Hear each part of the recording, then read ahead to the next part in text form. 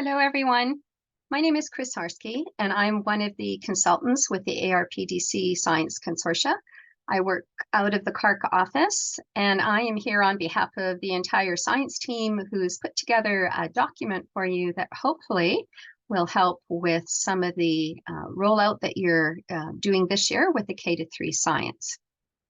And so it's my pleasure today to take a few minutes to step you through how to read this document and all the different components of it, so that when you go through it, you're not having to sort of hunt and find your way. So hopefully this will be enough information for you to feel comfortable with all of the documents, regardless of what grade you are teaching and which organizing idea you are going to be working on. So let me just bring up the other document here. Any of the curriculum support documents in science will all have some commonalities to them. So that's why I say it doesn't matter which grade you're going to be teaching, the layout will be very similar. If you're familiar with the ones in mathematics, then you're going to see similarities again, and that was done intentionally so that you're not having to relearn the layout for each different subject. So the taskbar that's at the top, the green bar, contains a lot of documents that you would use in general for a lot of things within this organizing idea, or perhaps even other organizing ideas as well. The first one are the three documents, or the three sites that are the progressions, the competency, literacy, and numeracy progressions that we continue to reference and continue to build into our units. And those are found on the New Learn Alberta site. Everything that is up here is hyperlinked to those locations, so you don't have to go and make a separate entry. The next box where it says recorded video unpacking living systems. Some of you may be aware that my partner Ted Zeroni and I have been unpacking the science curriculum. We did it both in this pilot and now with the implementation phase. And so those videos have been recorded for living systems and for matter. And we are now this year going to continue with earth systems, energy, and to finish off with space as well. So we'll be looking at those videos, but the ones that are completed already and that are already done with each of these support documents will be hyperlinked in here for each grade. So we're looking at the grade 1 right now as a sample. So this one will be linked directly to the ARPDC site and take you to that video as well as the resources. The planners and the concept maps, there will be a video that's going to explain how to use each of those. And so I would encourage you to click those on, and Ted Zeroni will take you through the documents the way he's laid them out and how you could use them both in applying it to your lesson planning and or your unit planning. The curriculum support progressions are documents that have been created, again, to help highlight for you perhaps some of the most common verbs that have appeared within the learner outcomes, those that are appearing within the document itself proper, with the cusps, within the learner outcome, and within the guiding question and organizing idea. And those are highlighted for you and would probably be very helpful in your first year as you implement, to get a good sense of how some of those are progressing through each of the grades from K-3. And the last one, I'll just slide it over a little bit here, is the numbered outcomes document. Again, this is the same curriculum document as laid out by Alberta Education on the New Learn Alberta site. The only difference is that the outcomes have been numbered, and that's only for ease of deciding on which cusp it is you're working on, in the sense that some of our learner outcomes have multiple rows of cusps that occur underneath each one. And this is just a fast way of referencing them. It's not a requirement, not a mandate to use it. It's entirely up to you. If you prefer not to use the numbered ones, then by all means, just pull off the one that's from New Learn Alberta. This one, I encourage you to keep an eye on. It will be updated, and we will be embedding those verbs that we find in that document that we just talked about. We're going to be putting that together and putting it into the numbered outcomes document, as well as the concepts. So there's been some great work done with the ERLC team, and they have done the verbs for math, and now they've completed the ones for science as well. So keep your eye out for this one. It'll say numbered outcomes document verbs. And then once the concepts are embedded as well, you'll see numbered outcomes verb and concepts. These are living documents. They are not in any way a finished form. And so we want to encourage you to continue to always check back and see what has been added or to see what has been changed in them, because this is the whole point, is that they are just a starting point right now for you, but they will be continuously added to.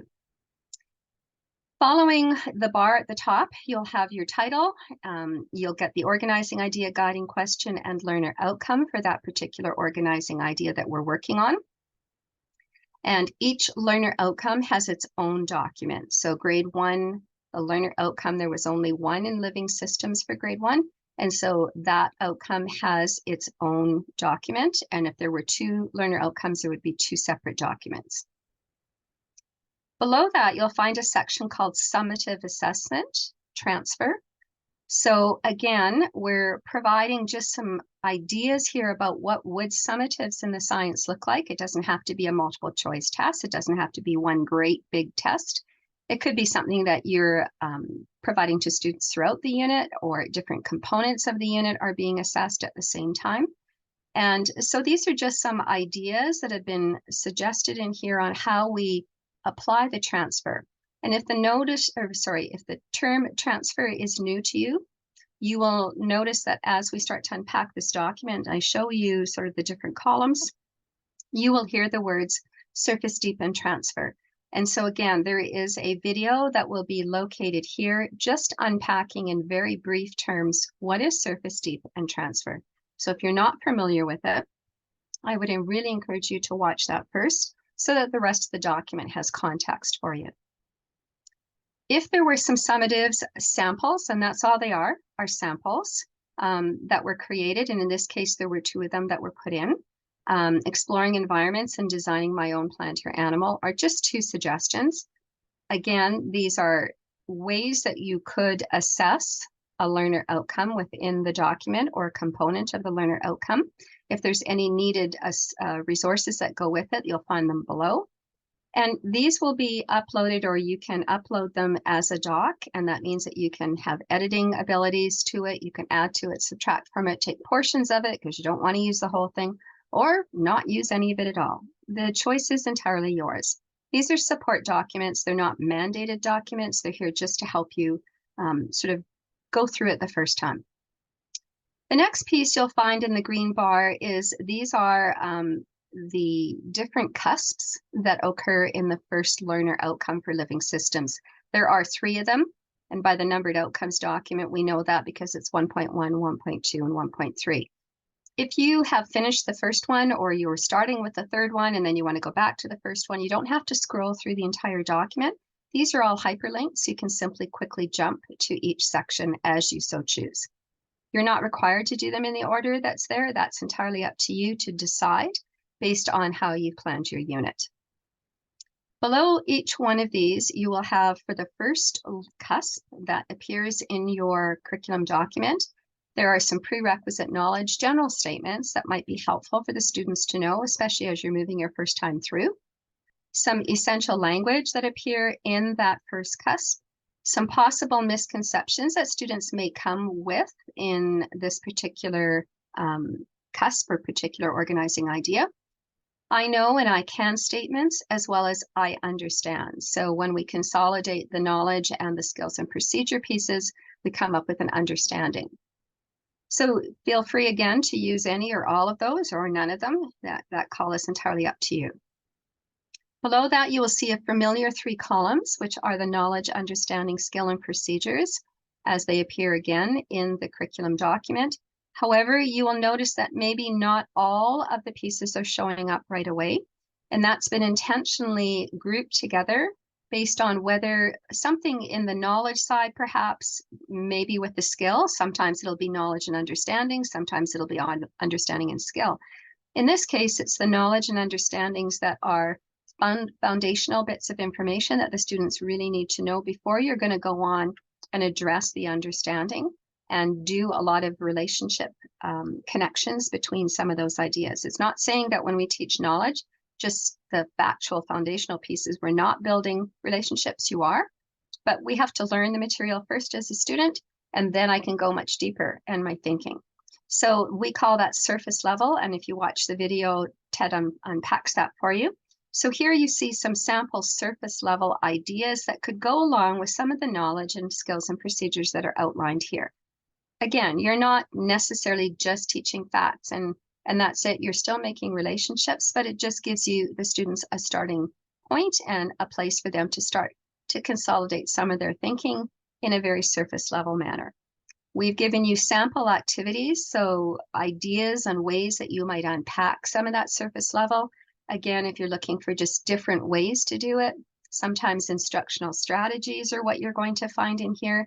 Again, you need to find one that fits your style and what it is that you're planning to do for your unit. The next column is one that has to do with the computing science and scientific method. This is a section in which we are looking at how do we unpack computing science. And remember, computing science is one of the organizing ideas that you find in the science curriculum, with the intent that it's going to be integrated throughout all the other organizing ideas. It's not in itself just a one and done. I'm just going to do computing science as an organizing idea and then I'm finished. We want to see how that's going to build throughout each of the organizing ideas. Students get to learn the language, get to learn the ideas behind that.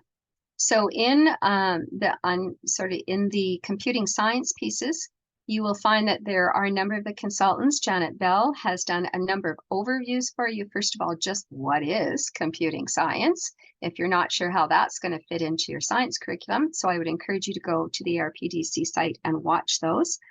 And in this particular case, we've also embedded the work that Ange Deering has done for you. And that is specifically as grade 1 living systems. What does computing science look like? And she will give you an idea of what it means, what language you might share with the students, and an idea of how I might teach it to them. So feel free to use her ideas, her slide decks that she provides for you, or adapt them and make whatever changes. The scientific method is another piece that is incredibly important in science, and Nicole Lamoureux has taken that on, and she will unpack the scientific method as it progresses from grades 1 to 6 all the way through, and we'll give you some ideas of how to unpack that by each specific grade. So these have been built in for you, and anything else that's related to scientific method and computing science, especially if it is directed to a specific cusp, will show up in this column as well. So these are all hyperlinked for you so that you can go through and have a look at what is there.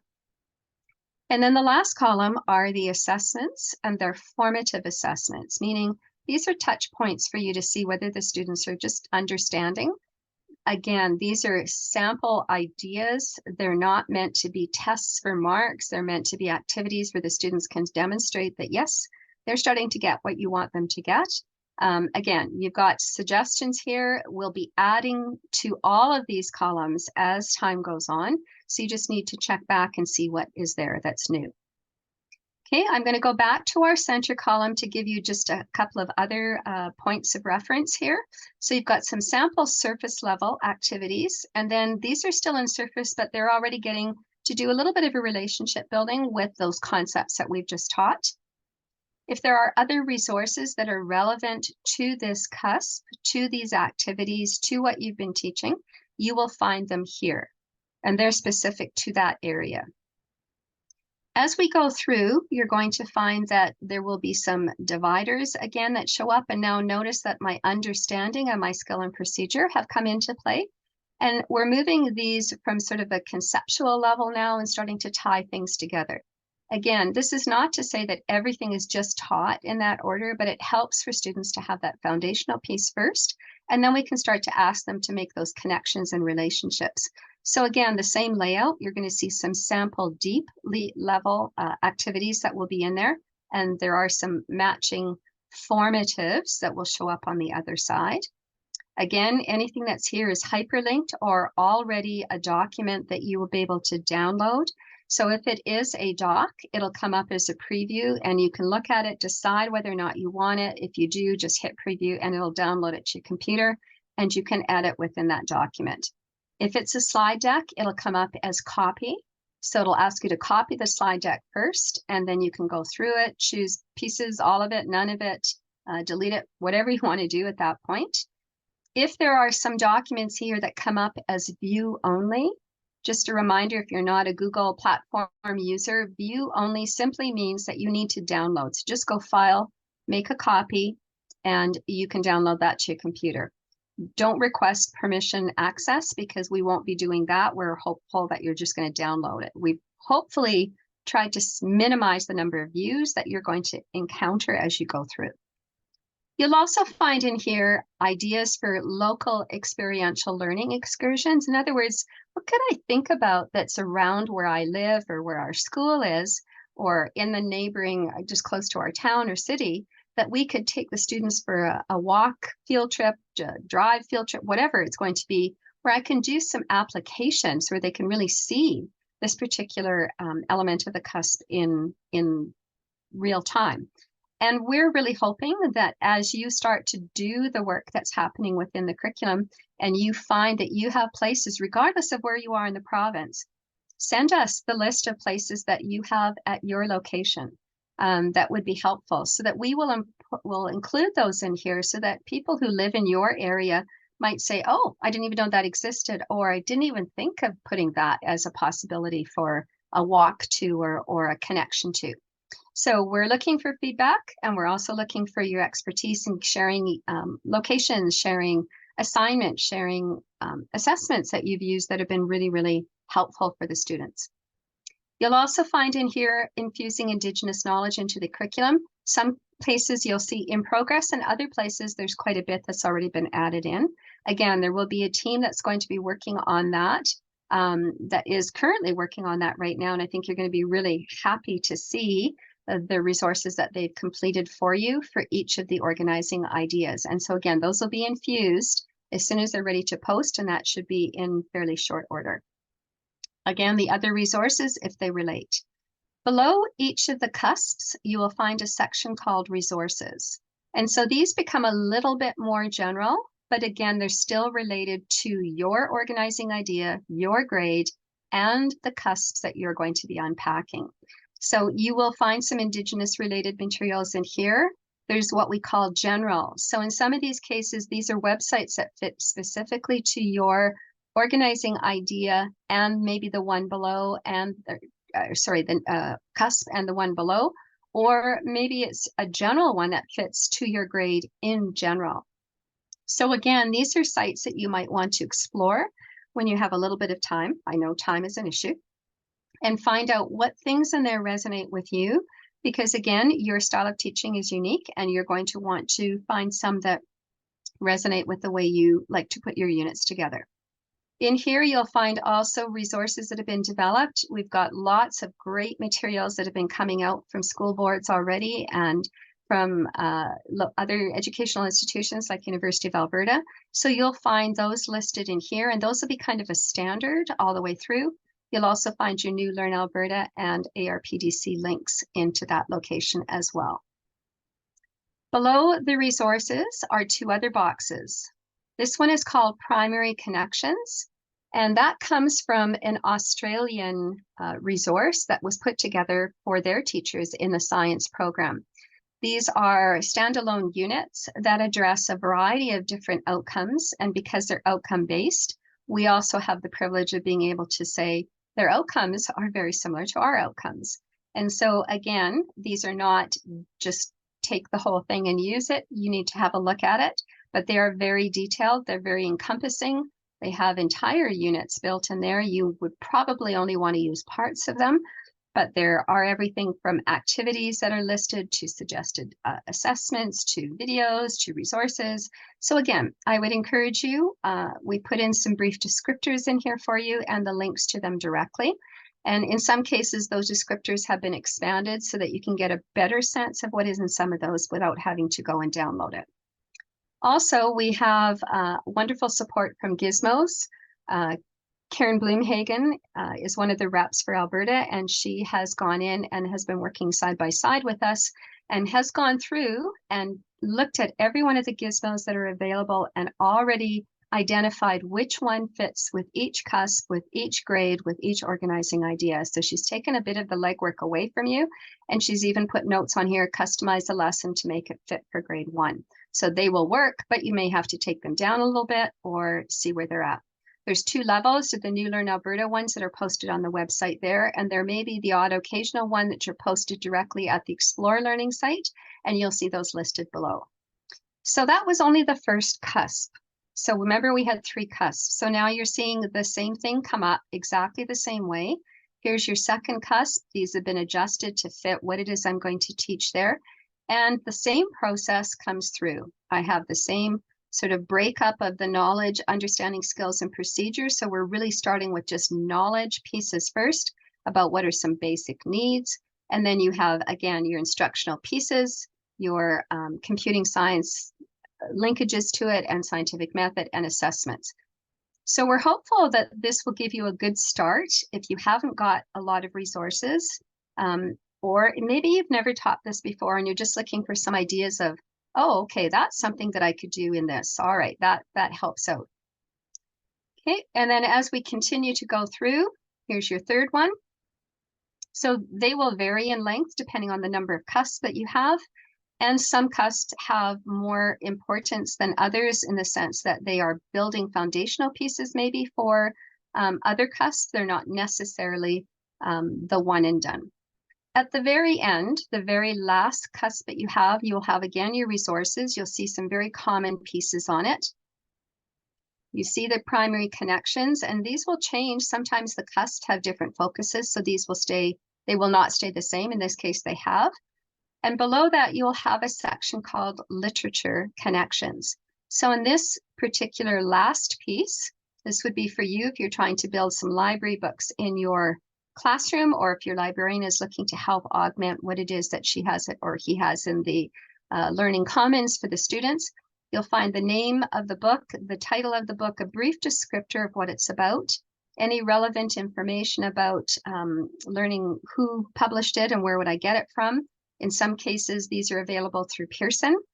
So we've identified those so you don't have to go to the US publisher. And we've tried to give you links as to where they would fit and whether or not EPIC is one of the possibilities. So I hope that gives you a good understanding of what is in this document. It will take just a little bit of time for you to go through it once and find pieces that work for you. But we are hopeful that you will feel that there is enough information in there for you to get started. And that's the whole idea. And then we would really encourage you to give us feedback if this is working for you. I would really prefer to see more of. That would be helpful for us to see or hear from. And again, sharing your expertise. If you have things that you would like to share with us, please connect with your local consortia and speak with them, or send Ted or I an email, and we would gladly try to start incorporating. With all of your expertise, we can grow this document very, very quickly.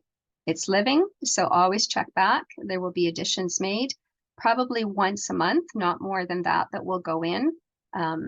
And hopefully this is a good starting point for you. Thanks, everyone.